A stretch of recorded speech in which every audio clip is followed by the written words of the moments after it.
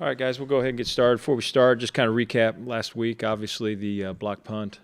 That's kind of the elephant in the room. Just kind of address that. That was obviously a huge negative play that can't happen. Miscommunication there, and we've been working hard to get that rectified. I thought after that, the guys kind of settled in and started playing better. I thought we handled field position there. I think we had 3 inside the 20.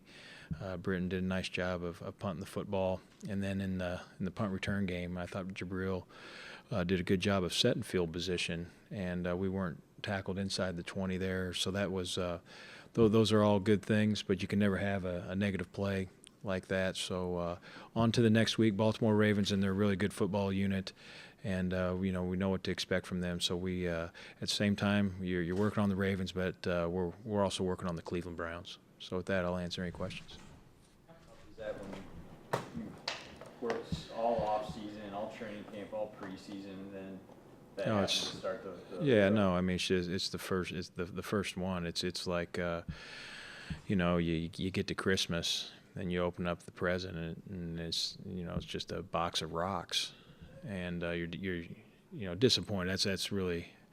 That's not even a good word to describe that. Because it was an easy one. It wasn't something that they ran it 2 plays later, and no one even talks about that play. So, like I say, and I know I'm kind of repetitive, but I say when it's about the Cleveland Browns, it's about the Cleveland Browns, and I think that Coach Wooden always stated that a long time ago. I mean, it's always going to be about your team and not the opponent, and you have to take care of yourself. And I think that's a hard lesson. We're learning that the hard way, and that can't happen. I mean, you call it miscommunication, Chris, but like 2 guys blocking the same guy, or yeah, it was just a miscommunication there, and like I say, that can't happen. And I put that on myself. I'm responsible for that unit, and I got to do obviously a better job of getting those guys to communicate better, and got to coach them better. You switch personnel up, or are you just confident that those guys are not going to? Well, I always have confidence in our guys, but I don't want to talk about any personnel things before the game.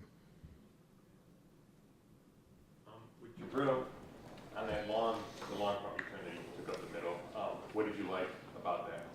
Well, what I liked about it, I mean, a big emphasis going into the game was setting field position for the offense, and having a young quarterback and those type of things. He's catching the ball on the 10-yard line, and makes his decision.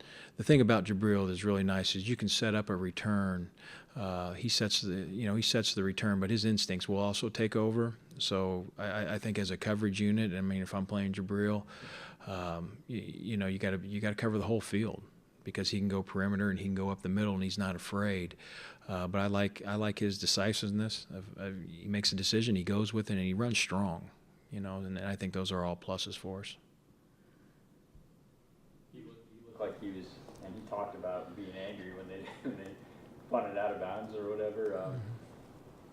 And he showed it right away. Do you like that fire? The guy who I love it. I'll be honest with you. I'm probably a guy that wears my emotions on my sleeve a little bit, and for him to do that, I loved it.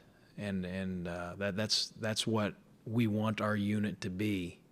A unit that we need to play more physical. We need to play faster and all those things. But as a young player, he's setting that tone for us, and we got to get other guys to follow that. Can it be hard for him to at times maybe turn that off though, because he wants to return the ball so bad? Maybe somebody has to take fair catch or something. No, and I want him to be aggressive. I mean, as I've always stated, and we say it in our room, we want to be an aggressive unit that plays with good judgment. And I think that second part is the key, and I think he has that because he's a good instinctive football player. And I mean, if you want to make big plays, you got to take a chance.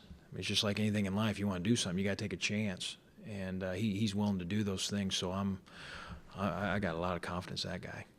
He said that right before the half on the kickoff, did he talk to you about how deep he can take it out? Did that just show? Because he said it sounded like he had really good situational awareness. Oh, there's no question. And we thought. I mean, there was what was there 45 seconds, 2 timeouts. We had 2 timeouts. They had 2 timeouts. They were kicking into a breeze just a little bit, and we felt like this was probably going to be a returnable kick or have an opportunity to be a returnable kick. And if we didn't get anything, you're probably okay.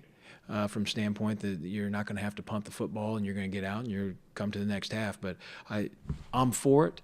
He's one of our best players. He's dynamic with the football, and I thought that was that's how we're going to want to play. This week, have you guys talked about maybe resolving to be the difference in the game, from a positive standpoint, just doing that something that. Yeah, no, we're gonna win a game for the Cleveland Browns. We've done it here before. We'll do it again, and we'll get it done.